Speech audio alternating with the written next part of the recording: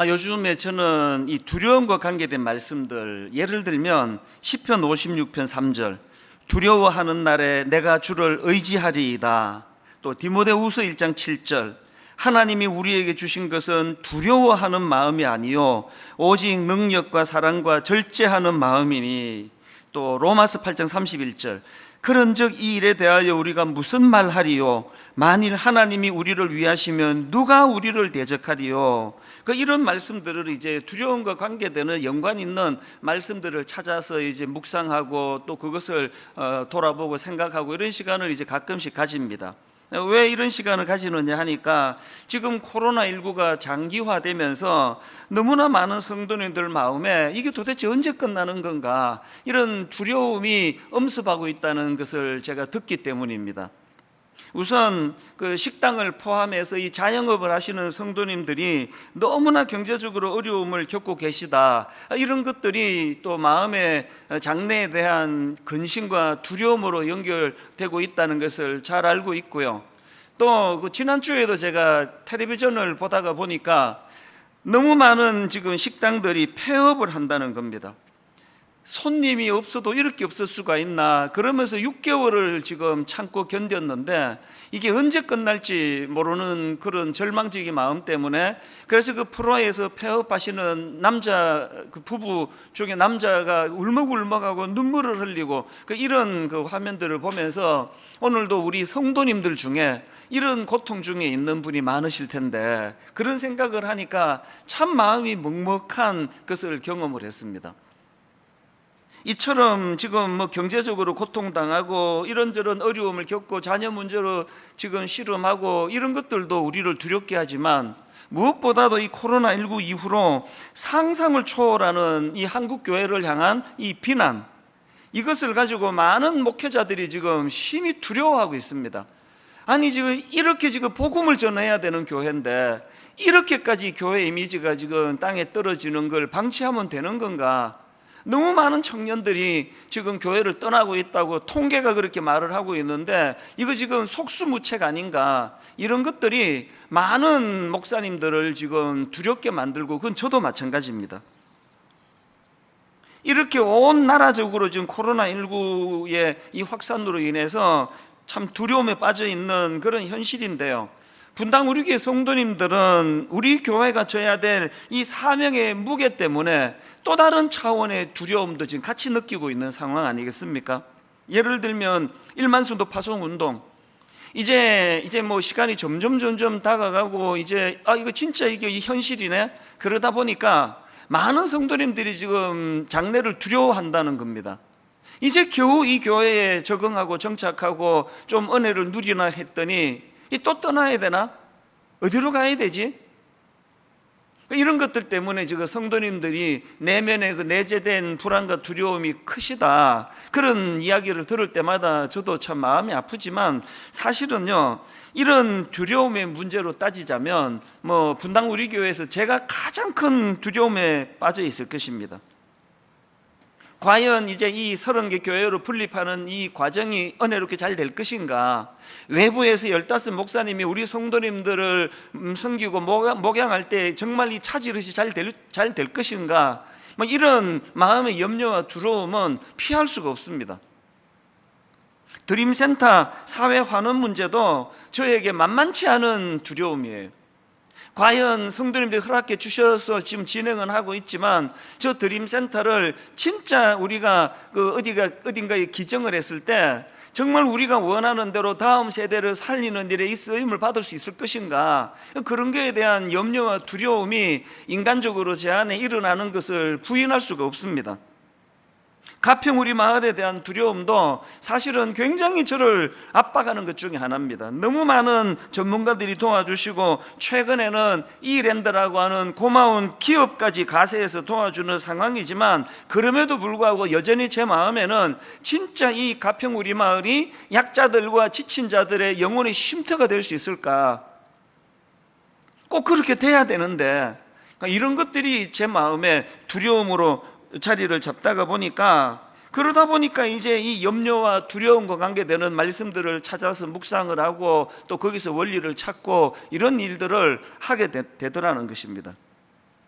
제가 오늘 본문을 그 설교 말씀으로 선택한 배경도 마찬가지입니다. 지금 오늘 본문의 주인공 야곱이 굉장히 두려움에 빠져 있습니다. 심한 두려움에 빠져 있습니다. 본문 창세기 32장 6절 7절입니다. 사자들이 야곱에게 돌아와 이르되 우리가 주인의 형 에서에게 이른즉 그가 400명을 거느리고 주인을 만나려고 오더이다. 야곱이 심히 두렵고 답답하여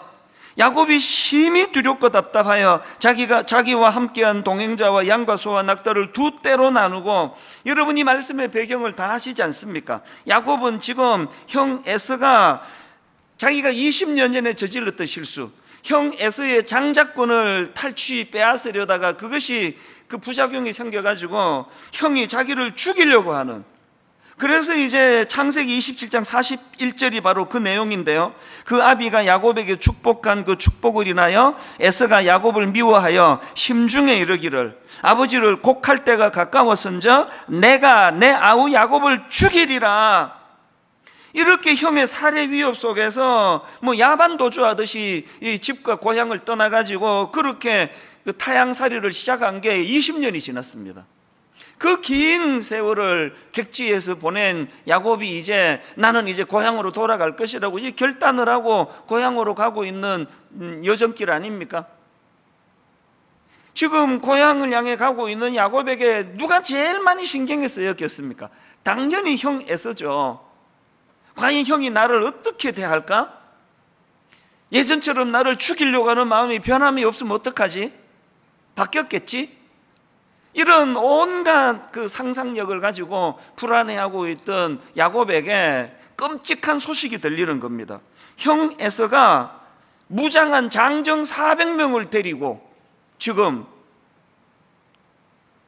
장정 400명을 거느리고 자기를 만나러 온다.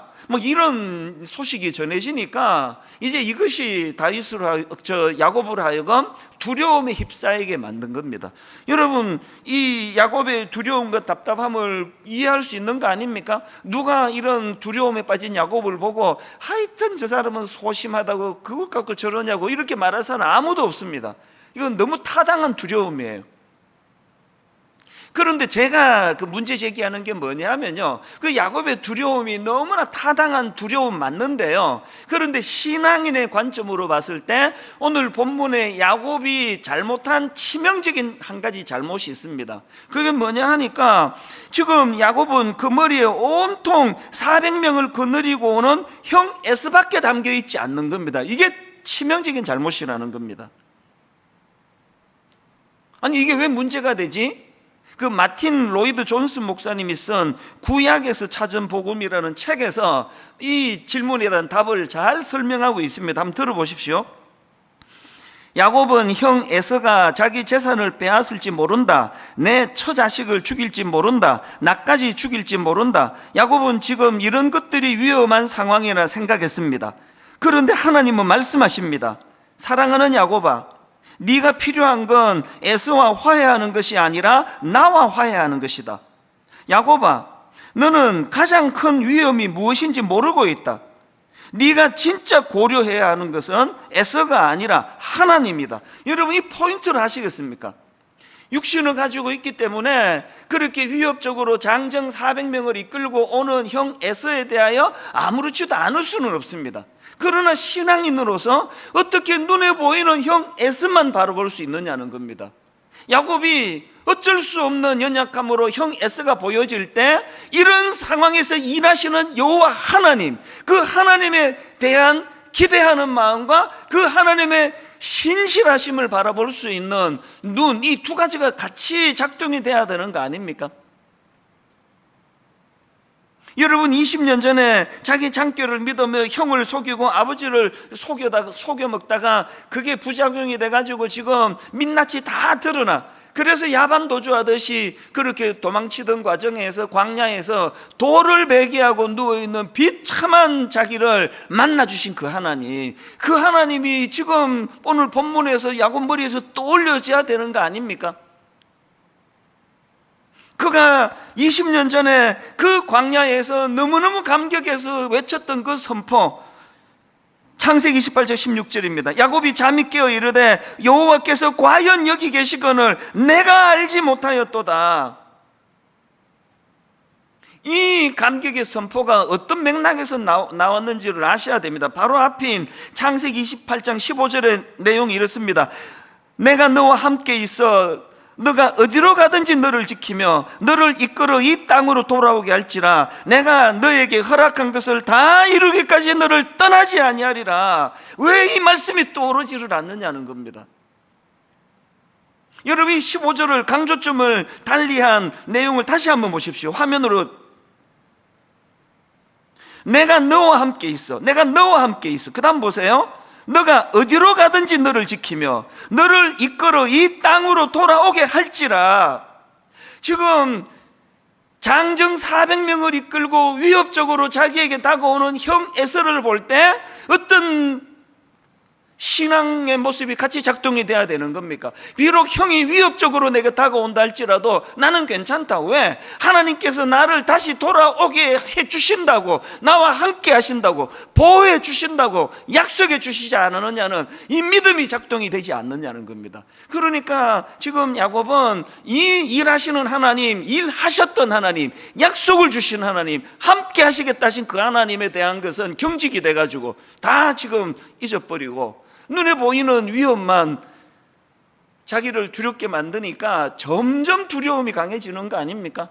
여러분, 이게 딱 지금 코로나19를 맞은 민낯이 다 드러난 우리의 모습 아닙니까? 믿음이 작동이 되지 않는데 그 믿음 좋음이 무슨 소용이 있느냐고요. 지난주 말씀드렸잖아요. 안식월을 가지던 우리 부교육자가 그 안식월을 가지는 과정 속에서 그동안 내가 참 충성했던 이게 도대체 뭔가?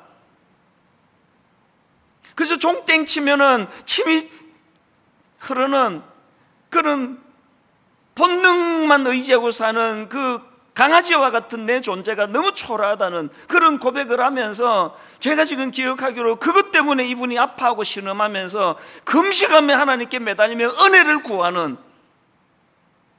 이게 신앙인의 모습 아닙니까?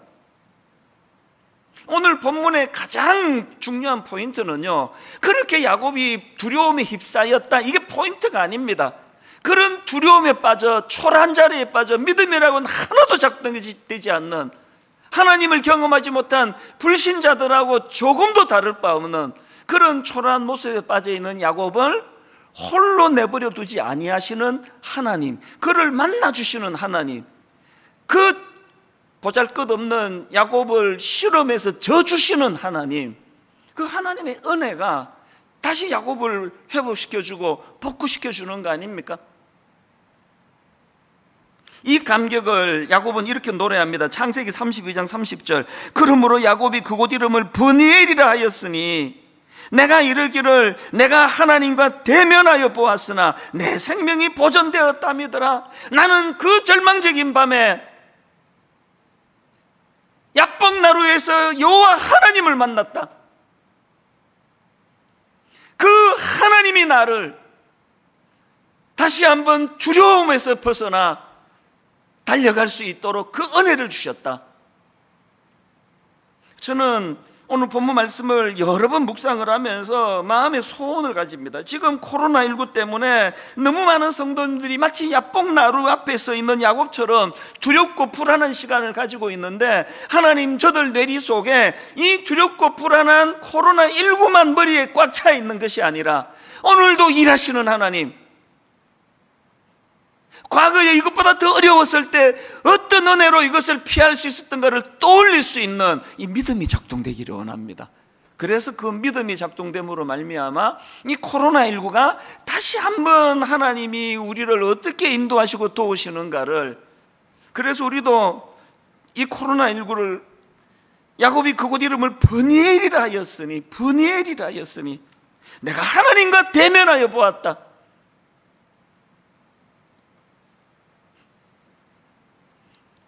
본문에서 야곱이 깨달은 게 뭘까 제가 상상을 해보니까요, 참 많은 회개가 있었을 것 같아요. 그 하나님의 임재를 경험하면서 참 내가 신앙인이라고 하면서 나는 늘 그 하나님이 보이지 않고 형 S만 보이는,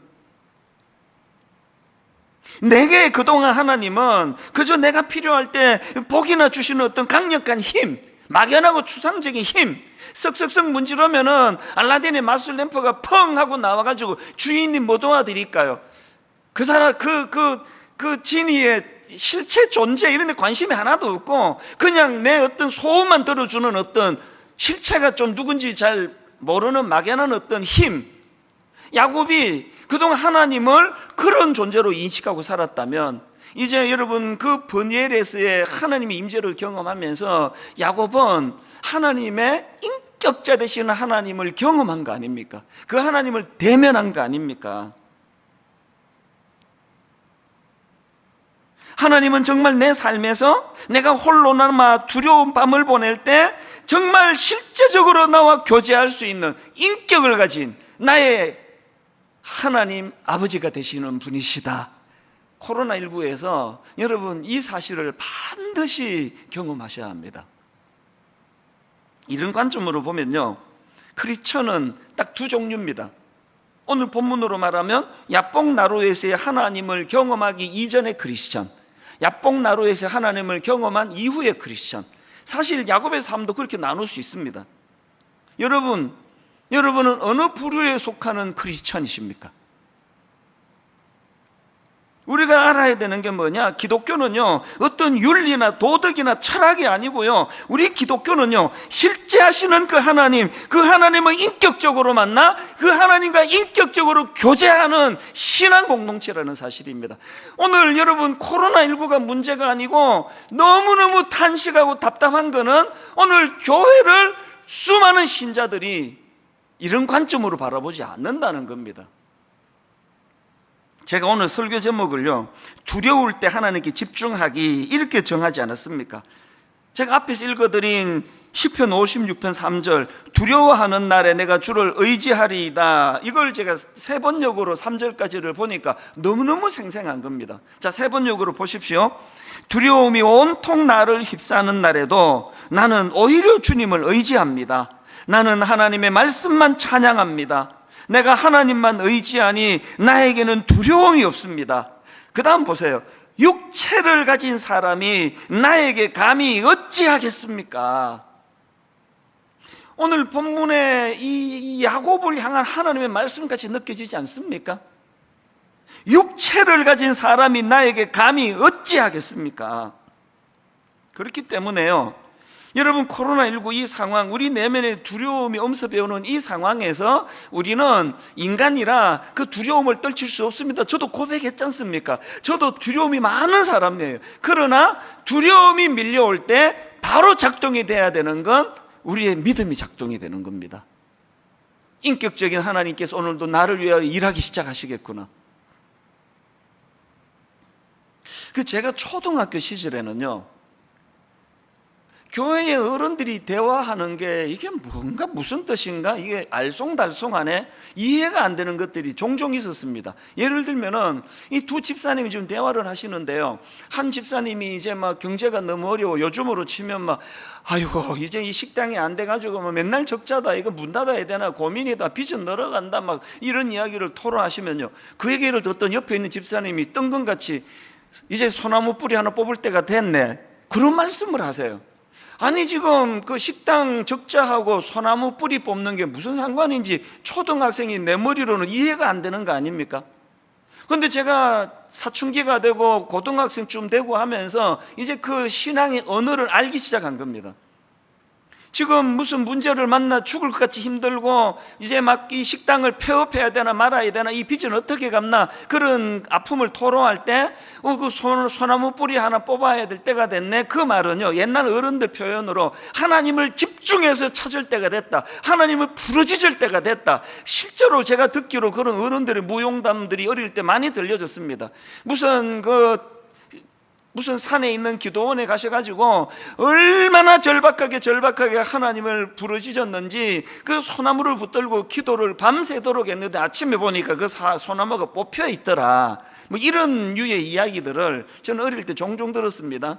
이 설교 듣고 그렇게 하지 마세요. 지금 환경 문제 때문에 그 소나무 건들면 안 됩니다. 요즘에는 제가 가보지 않았지만요, 청계산, 요 가까운 데 아닙니까? 청계산 기도원 가보면은 밤 한 9시, 10시 가면은 온 산 전체가 다 울부짖는 것 같아요. 너무너무 갈급하게 복잡한 기도 안 합니다. 주여 은혜를 주옵소서, 주여 불쌍히 여겨주시기를 원합니다. 처절하게 밤새 하나님을 부르짖는 그 많은 어른들의 그 외침이 코로나19로 인해 마치 야곱이 지금 자기 눈에 장정 400명을 이끌고 오는 형 에서만 보이는 그 상황에서 살아계신 하나님을 찾을 때가 됐고 부르짖을 때가 됐다는 걸 자각해야 된다는 것입니다. 제가 지난주에 하나님은 때로 우리를 부끄러운 민낯을 드러내게 하시는 분이다, 우리의 밑바닥을 다 드러내게 하시는 분이다. 그래서 이 거품 많은 것들 다 걷어내고 참 너무너무 초라한 자신을 들여다보게 하시는 분이다, 그런 말씀을 제가 전하지 않았습니까? 그리고 제가 부끄럽지만 다 오픈한 거 아닙니까? 제가 고백한 거 아닙니까? 신학교 1학년 때 가장 교만에 빠진 저만 잘났고 저만 의식이 있고, 다른 신학생들을 가소롭게 보고 그 대자보 붙은 거 보고 반찬 타령이 나는 이런 것들이 있냐고 욕이나 하고, 그 서점 책값 깎아주라는 대자보를 보면서 이게 정신이 있나, 그렇게 제가 비판하고 여기저기 말을 하고 다녔지만 하나님이 저의 민낯을 확 드러내시는 거 아닙니까? 니는 더하다. 그래서 여러분, 그 교회 젊은 서점 여직원에게 말로 다 할 수 없는 부끄러움, 혹시 여기 신학생 할인해 줍니까? 신학생이라고 왜 해줘야 되는데요? 그 한마디가 저에게 여러분 30년이 지난 지금까지 왜 머릿속에 각인이 되어 있을까요? 하나님은 저의 그 민낯을 다 드러내 보여주심으로 말미암아 그것이 저에게 얼마나 큰 영향을 미쳤는지요, 저는 그 부끄러운 기억이 떠오를 때마다 수백 번 수천 번 다짐하고 다짐했습니다. 공짜 바라는 목사가 되지 말자, 목사라고 특권의식을 갖지 말자, 어떤 경우라도 성도들에게 뭐 바라지 말자. 그래가지고 저는 식당 같은데 가서 그 설렁탕 먹고 있는데 성도님이 들어오면 아싸 오늘 또 공짜로 먹겠구나, 이런 생각을 하게 될까 봐 두려운 사람이에요. 그래서 저는 사실 안 그런 경우도 많았지만 꽤 많은 경우 식당에서 우리 성도들을 만나면 제가 가서 계산을 해드린 경우가 많습니다. 이게 모여서 예배를 드려야 확인이 되는데, 우리 집에서라도 손들어 보세요. 저한테 밥 얻어 먹어본 사람. 이게 다 신학교 1학년 때 내 민낯을 드러내신 하나님 때문에 제가 각성하게 자각하게 된 거거든요. 이게 민낯을 드러내는 부끄러움을 깨닫게 되는 것의 유익이에요. 그러나 여러분, 제가 신학교 1학년 때 그런 그 성도들에게 서점에서 부끄러움을 당했던, 밑바닥이 드러나는 수치를 경험했던 이것이 단순히 내가 자각하는 효과가 있는 걸로 끝나지 않고, 더 중요한 건 철저하게 이 초라한 내 실체가 다 드러남으로 말미암아 내가 목회할 수 있는 게 아니구나, 철저하게 하나님을 의지해야 되는구나, 하나님 은혜 아니고는 나는 부끄러움에 빠질 수 없게 되는 거구나, 이게 신학교 1학년 그 서점에서 제가 경험했던 부끄러운 민낯이 제게 주는 너무너무 소중한 유익입니다. 그래서 지금도요, 누가 뭐라고 칭찬을 하든지 간에 여전히 저는 신학교 1학년 서점 앞에 서 있는, 참 부끄럽고 남은 비판을 잘하면서 자기는 잘 따라가지 않고, 이런 부끄러운 나라는 존재를 계속 의지하다가 보니 그저 하나님 불쌍히 여겨주시기 원합니다. 아버지 하나님 은혜가 아니면 제가 언제 하나님 이렇게 온 천하에 나의 부끄러움이 드러날지 모르는 초라한 인생입니다. 그렇게 하나님을 의지하는 거라는 겁니다. 오늘 여러분, 코로나19로 참 우리 신앙의 밑바닥이 다 드러났다면, 민낯이 드러났다면 낙심하지 마시고요, 이제 하나님을 더 찾을 때예요. 더 의지할 때입니다. 하나님, 그 야뽕 나루 앞에 서 있는 야곱과 같은 초라한 존재지만 자격 없는 우리를 만나주시는 하나님 은혜를 오늘도 사모합니다. 그 옛날 어른들이 자주 부르시던 그 찬양 중에요, 주 안에 있는 나에게 딴 근심이 있으랴 십자가 밑에 나가 내 짐을 풀었네. 여러분, 저 찬양을 제가 가만히 분석해 보니까 이게 다 같은 얘기예요. 장정 400명 이끌고 위협하는 형 에서를 볼 때 거기에만 몰두하지 말고 그 근심을 어떻게 하라고요? 하나님을 집중하는 대로 써라. 주 안에 있는 너에게 어떤 근심이 찾아오면은 근심에 쌓이지 말고 그거 십자가 앞에 나가서 풀어놓아라. 다 같은 원리 아닙니까? 그랬더니 2절 가사는 내 평생에 잊혀지지 않는 은혜의 가사입니다. 그 두려움이 변하여 내 기도되었고, 그 두려움이 변하여 내 기도되었고, 전날의 한숨 변하여 내 노래되었네. 여러분, 내 힘으로는 400명 몰고 오는 형 에서의 두려움으로부터 벗어날 수 없지만 그 두려움을 하나님 바라보는 것으로 활용을 하게 된다면 우리 하나님은 우리의 두려움을 기도로 바꾸어 주시고 전날의 한숨을 너무나 기쁜 노래로 바꾸어 주시는 분이심을 믿으시기를 바랍니다. 이 사실을 마음에 담고요, 이제 좀 더 구체적으로 중요한 2가지 포인트를 말씀을 드리고 이제 말씀을 좀 정리를 하려고 하는데요. 자, 2가지 포인트가 뭐냐? 이렇게 두려울 때 하나님께 집중하는 그런 크리스천이 되기 위해서는 2가지를 기억하셔야 되면, 첫째가 뭐냐? 하나님과의 관계 맺음은 철저한 개인적인 문제라는 것을 자각해야 한다는 겁니다. 이게 무슨 말인가 하면요, 자, 본문 창세기 32장 22절부터 24절 다시 한번 보십시오. 밤에 일어나 2 아내와 2 여종과 11 아들을 인도하여 야복 나루를 건널세 그들을 인도하여 시내를 건너가게 하며 그의 소유도 건너가게 하고, 그 다음에 야곱은 홀로 남았더니, 저는 지난 한 주 동안에 이 한마디 야곱은 홀로 남았더니 너무나 많은 메시지가 담겨 있는 겁니다. 야곱은 홀로 남았더니, 여러분, 그동안 야곱은요, 자기가 모은 재산, 자기의 수많은 가족들, 자기가 가진 남자종, 여자종, 이런 것들을 자신과 동일시한 거예요. 그래서 이제 이런 것들을 잃는 것이 자기 인생을 잃는 것이라 생각하고 살았던 거 아닙니까? 그래서 두려움이 많았던 거 아닙니까? 이렇게 여러분, 자기가 가진 것에 대하여 집착이 많아질수록 두려움이 많아진다는 거 다 아시잖아요. 그래서 여러분, 하나님께서는요, 야곱이 자기가 가진 소유물에 대하여 이렇게 집착하니까 하나님은 그것을 분리시켜 버리는 거예요. 이게 은혜라는 겁니다. 일만수도 파수 운동을 지난 8년 동안 내내 마음으로 되뇌이면서 하나님께 드렸던 기도는 집착하지 않게 해주시기 원합니다. 하나님, 교회의 사이즈에 집착하지 않기 원합니다. 성도 숫자가 주는 것을 가지고 뭔가 내가 이런 것처럼 생각하는 어리석은 자리에 빠지지 않기를 원합니다. 다시 말씀드립니다. 야곱이 자기가 가진 소유에 집착하니까 하나님은 그것들과 야곱을 떼놓으시는 거예요. 이게 야곱은 홀로 남았더니. 그리고 저는 지난 주간에 야곱은 홀로 남았더니를 묵상을 하면서 한국 교회가 회개하면서 정말 정신 차려야 되는 포인트 하나를 발견을 했습니다. 여러분, 지금 우리 시대의 가장 큰 문제점 중에 하나가 그룹화라, 그룹화. 저는 그 유튜브도 좀 안 그랬으면 좋겠습니다. 알고리즘이라 그러나요? 관심도 없는데 뭐 비슷한 하나 클릭을 하면은 그 다음부터는 막 이거와 연관되는 비슷한 것들이 막 계속 떠요. 그게 저는 하나도 편하지 않습니다.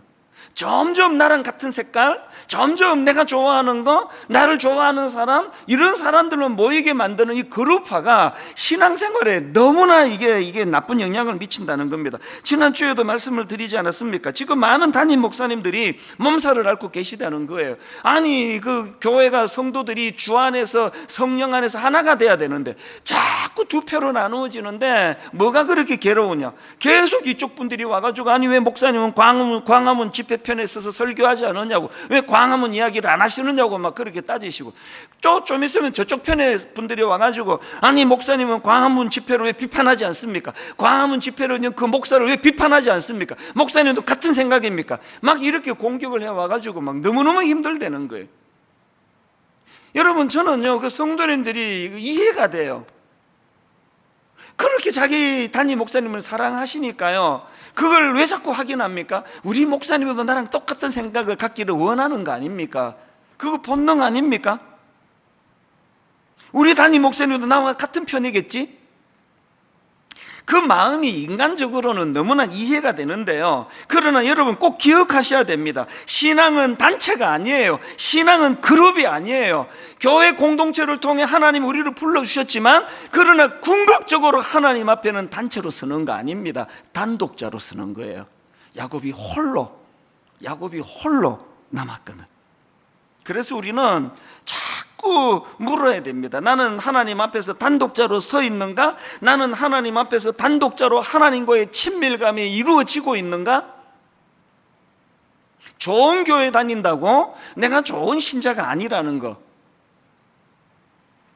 사도 바울의 위대함이 로마서 7장 24절에 있습니다. 오호라, 나는 곤고한 사람이로다. 이 사망의 몸에서 누가 나를 건져내랴. 수많은 사람들이 사도 바울을 에워싸고 위대한 지도자로 인정하고 사도 바울 그렇게 칭송하고 있지만, 사도 바울은 그 그룹을 자기 신앙에 도입하지 않았습니다. 사도 바울은 늘 하나님 앞에 단독자로서, 그래서 이런 처절한 고백이 일어나는 거거든요.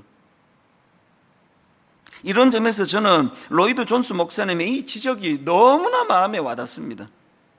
제가 보기에 이 시대를 살아가는 우리에게 시급한 것은, 그 다음 들어보세요. 제가 보기에 이 시대를 살아가는 우리에게 시급한 것은, 교회 밖에 있는 세상은 몹시 신경 쓰면서 자기 자신은 전혀 신경 쓰지 않은 사람이 너무 많다는 것입니다. 교회 밖에 있는 세상은 몹시 신경 쓰면서 자기 자신은 전혀 신경 쓰지 않는 사람이 너무 많다는 것입니다. 우리는 자신부터 살펴야 합니다. 아니, 로이드 존스 목사님이 오늘 한국 교회를 들여다보고 이분 돌아가셨는데, 영국 분인데 오늘 이 한국 사회를 들여다보고 한국 교회를 들여다보고 계시는 것 같습니다. 지금 여러분 밖에 있는 세상에는 몹시 신경을 쓰면서 자기 영혼이 어떠한 데 대해서는 무관심한 사람이 너무 많다는 탄식이 나와야 되는 거 아닙니까? 여러분, 하나님 앞에서 홀로 서는 겁니다. 단독자로 서는 겁니다. 하나님 앞에 단독자로 나는 하나님과의 친밀감이 어느 정도 깊이 이루어지고 있는가? 이게 야곱은 홀로 남았더니, 그런가 하면 두 번째로 우리가 두려울 때 하나님께 집중하기 위해서는요, 이 하나님의 인도하심에 대한 신뢰를 가져야 된다는 겁니다. 제가 조금 전에 야곱은 홀로 남았더니 이 표현을 주목한다 그랬는데요, 더 중요한 건 그 다음에 나오는 내용입니다. 자, 창세기 32장 24절을 보십시오.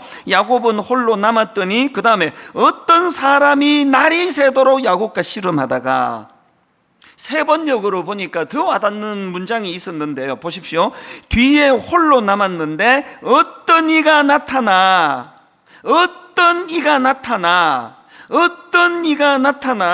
여러분, 제가 방금 신앙은 홀로, 신앙은 단독자로 서는 것이라 말씀드렸지만, 동시에 여러분, 우리가 그렇게 하나님께 단독자로 섰을 때 어떤 이가 나타나, 이 의미를 여러분 아십니까? 우리가 기억해야 되는 건요, 두려울 때 우리가 하나님을 집중해야 된다, 하나님을 찾아야 된다, 이런 표현들은 온전한 표현이 아닙니다. 편의상 그렇게 그냥 쉽게 그냥 툭툭 던지지만 정확한 표현이 아니에요. 여러분, 두려울 때는 하나님이 찾아주시는 거예요.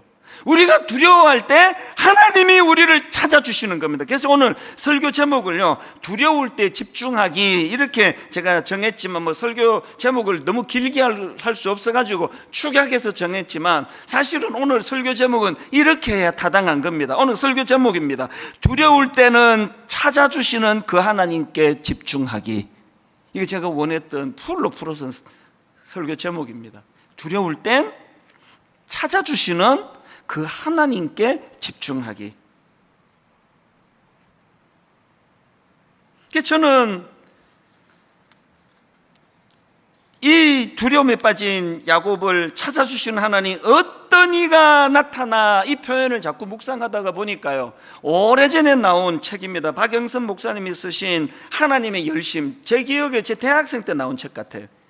그 책을 오랜만에 꺼내놓고 읽으면서 얼마나 은혜를 받았는지 모릅니다. 그런가 하면은 이사야 9장 7절, 그 정사와 평강의 더함이 무궁하며 또 다윗의 왕좌와 그의 나라에 군림하여 그 나라를 굳게 세우고 지금 이후로 영원히 정의와 공의로 그것을 보존할 것이라. 만군의 여호와 하나님이 이를 이루시리라. 이사야 37장 32절, 이는 남은 자가 예루살렘에서 나오며 피하는 자가 시온산에서 나올 것임이라. 만군의 여호와의 열심히 이를 이루시리라. 만군의 여호와의 열심히 이를 이루시리라. 여러분, 야곱이 홀로 남았더니 어떤 이가 나타나 야곱을 붙잡고 동이 털 때까지 씨름하며 그 가소로운 야곱에게 져 주시는 그 하나님의 은혜. 코로나19가 하나님의 열심을 맛보는 도구가 될 줄로 믿습니다. 우리의 불신앙을 회개하면서, 그래서 여러분, 야곱이 아무리 그 형 에서가 400명 끌고 오는 것이 자기에게 위협이 되었다 할지라도요, 야곱은 그것만 몰두해서는 안 되고 20년 전 베델에서 홀로 광야에 던져졌을 때 자기를 만나준 그 하나님을 또 올렸어야 되고요. 저는 이것과 관련해 가지고 명언 하나를 메모해 놓고 있는데요, 두려움의 반대는 용기가 아니라 감사이다. 두려움의 반대는 용기가 아니라 감사이다. 코로나19로 용기 내려고 애쓰지 마세요. 우리 그렇게 못합니다. 감사하시는 거예요. 무얼? 이거보다 더 어려웠을 때에 하나님이 어떻게 나타나 찾아주시고 하나님이 어떤 은혜를 우리에게 베풀어 주시고 이거보다 더 절망적일 때 피할 길을 어떻게 해주셔서 내가 여기까지 오게 되었던가. 다시 말씀드립니다. 두려움의 반대는 용기가 아니라 감사이다. 결론을 저는 이 찬양으로 맺기를 원합니다. 우리가 잘 아는 찬송가 391장, 오 놀라운 구세주 예수 내 주 참 능력의 주시로다. 큰 바위 및 안전한 그곳으로 내 영혼을 숨기시네. 저는 이 찬양의 후렴이 저의 인생의 주제가 되기를 원합니다. 메마른 땅을 종일 걸어가도 나 피곤치 아니하며. 여러분, 예수 믿고 메마른 땅 다 없어져 옥토 같은 땅이 있어서 피곤하지 않은 게 아닙니다. 메마른 땅을 걸어가도 나 피곤치 아니하며 저 위험한 곳 내가 이를 때면 큰 바위에 숨기시고 주 손으로 덮으시네. 오늘도 찾아주시는 그 하나님, 우리의 경직을 내려놓고 우리의 불신앙을 내려놓고 하나님을 의지하며, 주님, 메마른 땅을 종일 걸어가는 이 상황입니다. 너무너무 위험한 것들이 많아 숨을 쉬기 어려운 코로나19 상황입니다. 내 믿음이 작동되어 찾아주신 그 주님을 볼 수 있는 영안을 열어주시기를 원합니다. 이 마음을 가지고 낙심되어 있는 거 아는데요, 억지로 힘을 내세요. 억지로 힘을 내시고 큰 소리로 우리 한번 이 찬양 주님 앞에 신앙 고백하듯이 불러드리기 원합니다. 놀라운 구세주 예수 내 참 능력의 주시로다. 능력의 주시로다. 큰 바위 및 안전한 그곳으로 바위 및 안전한 그곳으로 내 영혼을 숨기시네. 내 영혼을 우리 다시 한번 1절 이렇게 노래하기 원합니다. 오 놀라운 구세주 예수 내 주, 놀라운 구세주 예수 내 참 주, 능력의 주시로다. 능력의 주시로다. 너무너무 두려움에 빠져있는 현실에 큰 바위 및 안전한 그곳으로 바위 및 안전한 그곳으로 내 영혼을 숨기시네. 여러분, 우리가 눈물로 고백하기 원합니다. 메마른 땅을 종일 걸어가도 메마른 땅을 종일 피곤치 아니하며 피곤치 아니하며 저 위험한 곳 내가 이를 때며 내가 이를 때며 큰 바위에 숨기시고 바위에 숨기시고 주 손으로 덮으시네 측량 못할 은혜로 채우시며 측량 못할 은혜로 채우시며 늘 성령의 감화주사 너무 불안하고 두려운 현실이지만 큰 기쁨 중 주님을 찬양토록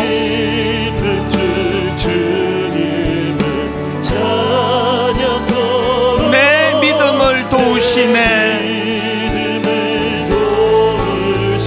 너무나 힘든 너무나 지친 상황이지만 메마른 땅을 종일 걸어가도 종일 걸어가 나 피곤치 아니하며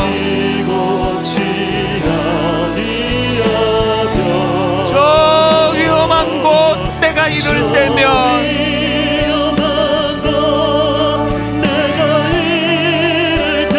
큰 바위에 숨기시고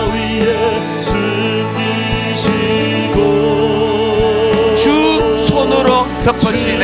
우리 다 자리에서 일어나셔서 측량 못할 은혜로 채우시며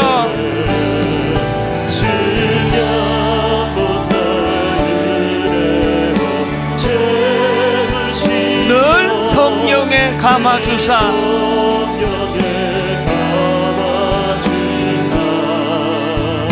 큰 기쁨 중 주님을 찬양토록 내 믿음을 도우시네. 하나님 지쳐있는 상황이라 할지라도 믿음이 작동되기 원합니다. 메마른 땅을 종일 걸어가도 나 피곤치 아니하며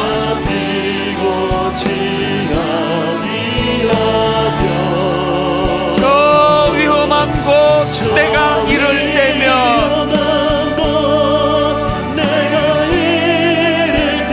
큰 바위에 숨기시고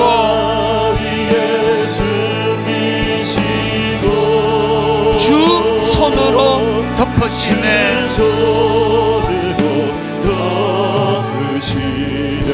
우리가 회개해야 될 게 뭔지 말씀드렸지 않습니까? 하나님, 내가 상황에만 집중한 거, 400명을 이끌고 찾아오는 형 에서에게만 몰두했던 야곱처럼 하나님, 그것은 어떻게 내가 없앨 수 없다 할지라도, 이 두려움은 내가 피할 수 없다 할지라도 믿음이 작동되기를 원합니다.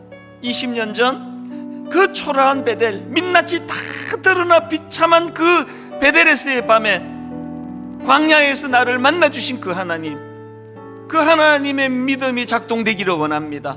오늘 각자에게 주신 은혜를 가지고, 각자에게 주신 메시지를 가지고 회개하며 통성으로 꿈을 가지고 달려가기 원합니다. 같이 한 목소리로 기도하시겠습니다. 살아계신 하나님 아버지, 오늘 하나님 아버지, 코로나19 이 상황이 점점 길어지고 너무나 많은 아버지 우리 성도들의 가정이 이런저런 어려움에 봉착해 있습니다. 식당을 포함한 자영업자들에게 너무나 아버지 가혹한 시간을 우리가 지금 지나가고 있습니다. 폐업이 속출하고 있는 상황에 놓여 있습니다. 오 하나님 아버지, 한국교회는 말로 할 수 없는 수치의 자리에 빠져 있습니다. 마치 야곱에게 형에서가 400명의 장정을 이끌고 아버지 나오는 것처럼 그런 상황에 지금 우리가 빠져 있습니다. 직면해 있습니다. 하나님, 불쌍히 여겨주시기를 원합니다. 하나님 아버지, 야곱에게 발견하는 잘못된 점이 그가 눈에 보이는 형 에서만 400명만 아버지 마음에 온통 집중하며 그것만 바라보고 있었다고 한다면, 오늘 우리는 십자가 지신 예수 그리스도, 목자국난 손으로 우리를 품고 기도해 주시는 그 주님을 바라보기를 원합니다. 20년 전 그 초라한 광야에서 야곱의 눈물을 닦아주시며 여호와께서 과연 여기 계시거늘 내가 알지 못하였노라, 이 고백을 가능하게 하셨던 그 하나님의 은혜를 우리도 아버지 누리고 선포하게 되기를 원합니다. 다시 한번 은혜가 주는 힘, 먼저 날 만나주시고 찾아주시는 그 하나님 은혜가 주시는 힘, 예배의 치유를 통하여 회복하는 그 놀라운 은혜를 우리가 맛보게 하여 주시옵소서. 하나님, 이번 한 주간 그 은혜를 누리며 살아가는 믿음의 성도님들 되게 하여 주시옵소서. 하나님, 지난 엿새 동안 유난히 지치고 유난히 낙심이 되고 유난히 마음에 두려움이 많았던 성도님들 계시다면 오늘 이 시간 예배하는 가운데, 기도하는 가운데 단번에 회복시켜 주시는 그 하나님을 그들이 경험하게 하여 주시옵소서. 믿음이 작동이 잘 되지 않아 코로나19 그래서 너무너무 어려운 그 상황에만 몰두하고 집중했었다면 이제 오늘부터 하나님 은혜를 구합니다. 이미 나를 만나주고 계시는, 이미 나를 찾아와 함께하기를 원하시는, 문을 두드리고 계시는 그 주님을 영안을 열고 바라보기를 원합니다. 그리고 하나님, 이것보다 더 어렵고 더 힘들었던 지난 과거의 시간들이 다 기억나게 하여 주시옵소서. 손가락 하나 움직일 힘이 없을 그때 주님이 어떤 은혜로 나를 만나 주셔서 그것들을 극복하고 이 자리까지 오게 되었던가를 떠올리며 그렇게 하나님을 의지하며 이 어려운 긴 터널을 잘 이겨낼 수 있도록, 주님과 더불어 승리할 수 있도록 하나님 함께하여 주시옵소서.